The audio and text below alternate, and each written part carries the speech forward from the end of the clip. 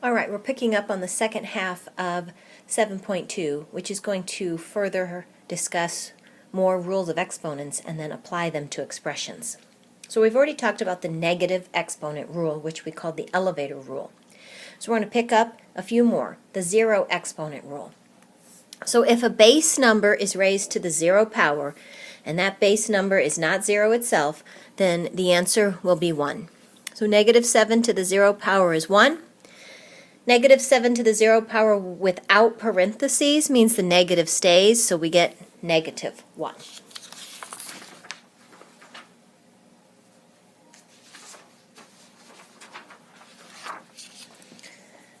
Now, these rules are a review. All right, so the next rule is a to some power times a to some other power is equal to those powers added together. So when the bases are the same, you must add the exponents. So let's try one. We're going to multiply these coefficients to negative 24. We're going to add the powers on x to the 7th, and we're going to add the powers on z to the 20th. An expression is simplified when it has one coefficient and each variable showing once with a certain power. Next rule, the quotient rule. When you are dividing the same bases to different powers, you subtract. So a to the m minus n. So when the bases are the same, you must subtract the smaller exponent from the bigger exponent. Keep the answer where the bigger exponent was. So let's try this one out. 24 over 36, we're going to reduce these numbers as a normal fraction by 12. So we'd get 2 over 3. A squared over a would be subtraction of 1 from 2, and a would be in the top because a squared was bigger. B to the first and b to the fifth we would subtract and get b to the fourth in the bottom because b to the fifth was bigger.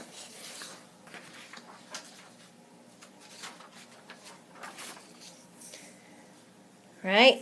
Last rule, and then we're going to get into practicing some, is the power rule. So when you have a power to a power, you multiply. So this is a to the m times n. When you have a power that needs to go into a product, you distribute that power to every single part inside the parentheses. If you have a fraction to a power, you take the power to both numerator and denominator of the fraction. So what does this mean? When an exponent is outside the parentheses, multiply the exponent outside the parentheses by all of the exponents inside the parentheses. You can think distribute.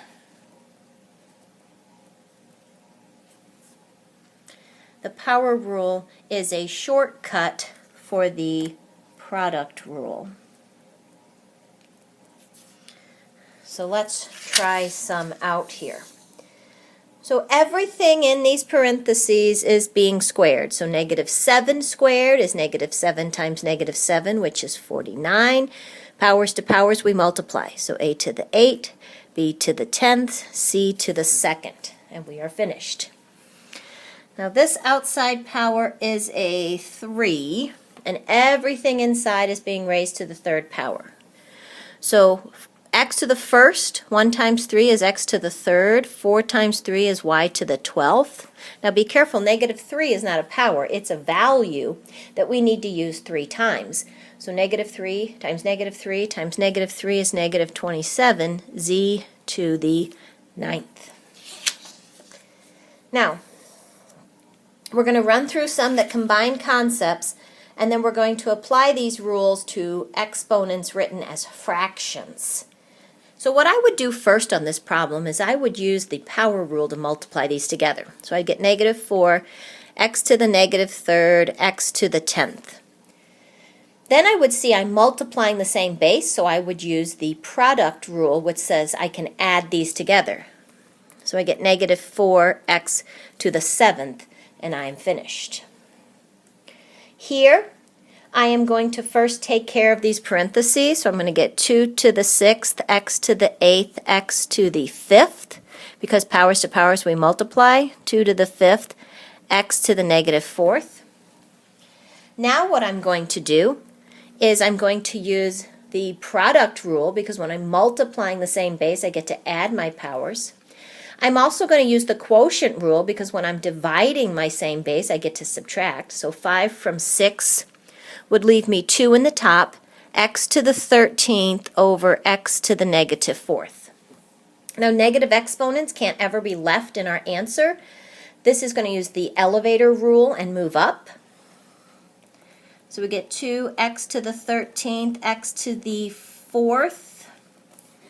And then now we're multiplying the same base, so we're going to add our powers. So we get 2x to the 17th.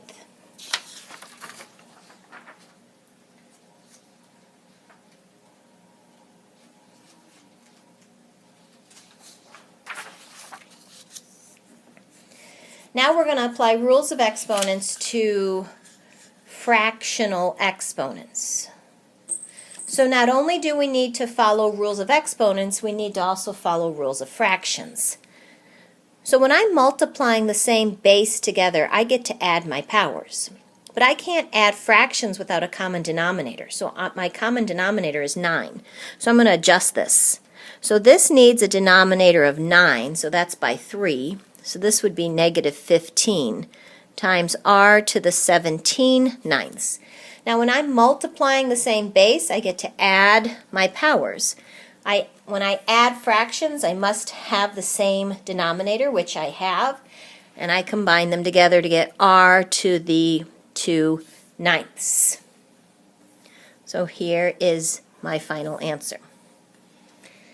Now here I want to get rid of these parentheses, so I want to multiply powers with powers. So that means I want to take 1/4 times 20 over 1, which would be 5. So I get x to the 5th. I also want to take 2/5 times 20 over 1, right? So 5 can go into here 4 times. 2 and 4 is 8, so I get y to the 8th power over x to the 2nd, because that was not in parentheses. Then I can use my quotient rule because I'm dividing the same letter, so I'm going to subtract 2 away from 5. X to the 3rd will be in the top because 5 was bigger, and I still have y to the 8th. The next one, there's a fraction bar here that didn't copy. So the first thing that I'm going to do is I notice all of these have the same variable. So I'm going to make all these fractions have the same denominator. So z to the 3/4, z to the 5/4 times z, this is over 1 right now. I need it over 4, so this would be negative 8/4, because negative 8 over 4 is the same as negative 2. Now what I'm going to do is I'm going to take this and I'm going to move it up because it doesn't want to be negative. So I get z to the 3/4, z to the 8/4 over z to the 5/4. Now when I'm multiplying the same letter, I get to add my powers, so I'm going to add these. So I get z to the 11/4 over z to the 5/4. When I'm dividing the same letter, I get to subtract. 11 is bigger, so I'm going to take 11 minus 5, and I'm going to get z to the 6/4. I cannot say that this is finished because this fraction reduces, so I'm going to reduce it. And I'm going to get z to the 3/2, and there is my answer. Now these do take some practice, so take your time and try to do the best that you can. On this one, I'm going to multiply through first. So I'm going to get m to the 3/4, m to the negative 1/3, m to the 2/5, over m to the negative 21 halves. Because remember, when you're multiplying fractions, 21 is over 1, and you multiply straight across. Now I'm going to make, I notice that all of these are the same letter. So I'm going to have to make all of these fractions have the same denominator, which would be 60. So if I need this one to be 60, right, that's by way of 15, so this is 45. If I need this one to be 60, that's by way of 20, so that's negative 20. If I need this one to be 60, that's by way of 12, so this is 24. All over. If I need this one to be by 60, that's by 30, so I'm going to take 30 times 21,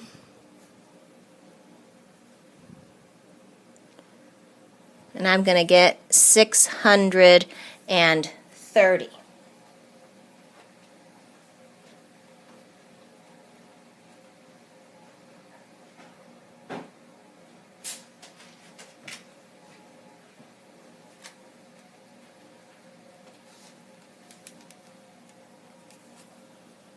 And that is still negative. Now these negative powers I'm going to flip-flop because they don't want to be negative. So I get m to the 45 sixtieths, m to the 24 sixtieths, m to the 630 over 60, over m to the 20 sixtieths. Now all of these I get to add together, so I can take 45 plus 24 plus 630 and get 699. So I get m to the 699 over 60 over m to the 20th over 60. Now these are the same letter being divided, so I get to subtract. So I'm going to take 699 minus 20, and I get 679. So I get m to the 679 over 60. Now you want to make sure that that fraction is in lowest terms. 60 certainly doesn't go into that number. And 3 and 2 do not go into that number either. So this is our answer.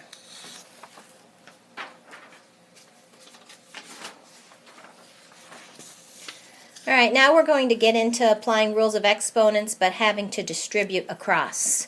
So we want to take x to the 1/4 times x to the 3 halves. So when you're multiplying, so that is, let's write that out. So we want to take x to the 1/4 times x to the 3 halves. And then we want to take so we want to go here, and then we want to distribute again. So minus x to the 1/4 times x to the 1/2. So when we're multiplying the same letter, we add our exponents. So I need a common denominator of 4. So I get x to the 1/4, x to the 6/4, same thing here, x to the 1/4 times x to the 2/4.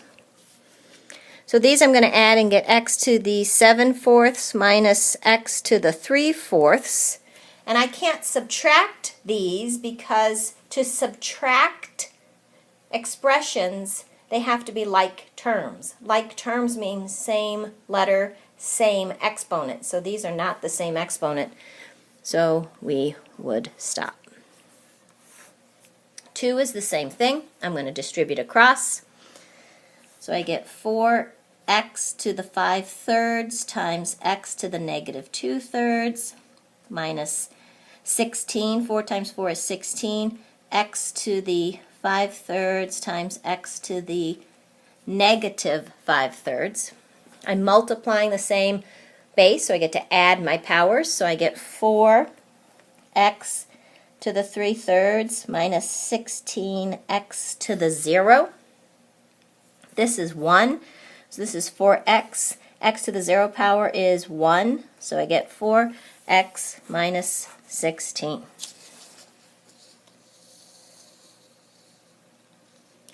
This one says, simplify the expression. Well, the first one is in radical form, and everything we've been working on in 7.2 has been in an exponential form. So remember how to write square root as a power. So you can have 5 to the 6th, and you can say the square root could be the 1/2 power.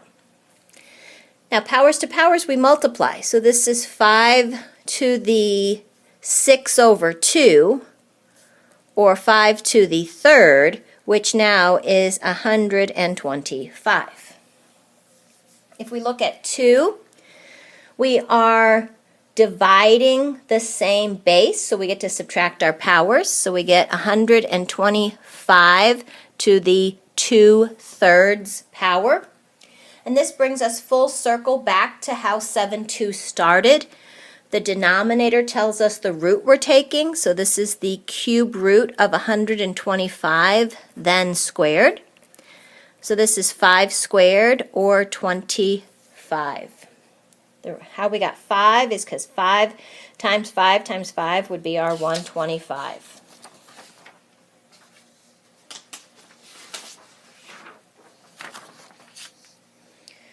All right, now it says write with rational exponents and then use properties. So we're going to spin this around. Remember, the index is the denominator of my fraction, so this is x to the 3/5 times x to the 1/4.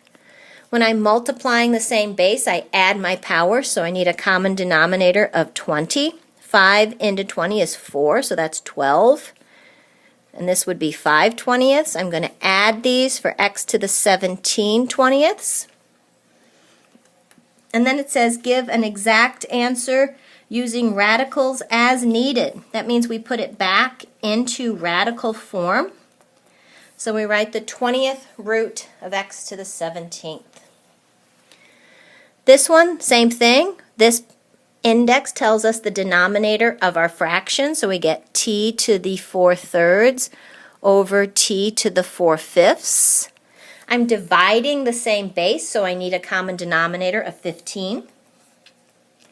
So 3 goes into 15 5 times, so that's 20. 5 goes into 15 3 times, so that's 12. I get to subtract my fractions because I'm dividing the same base. So I get t to the 8/15, which is the 15th root of t to the 8th. Finishing up 7.2, write with rational exponents. So again, that means change the idea of this symbol to a power. So this is y to the 1/2 times xy all to the 1/3, because the index is the denominator of our fraction.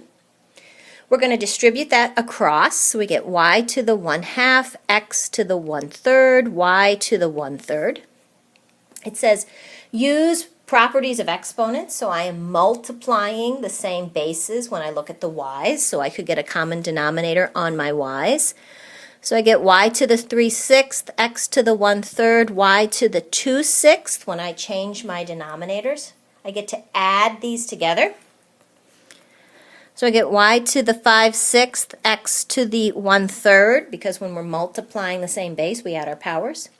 This time it says give your answer in exponential form. Exponential form means leaving with powers, so we would not do anything more with this. Last one. I'm going to look inside first and see a square root. So that would be k to the 1/2 power inside the cube root. Then the cube root would be k to the 1/2 power to the 1/3 power. Remember, the index tells you the denominator of the exponent. Now, powers to powers, we multiply. So we're going to take 1/2 times 1/3, multiply across for 1/6. So you get k to the 1/6 power.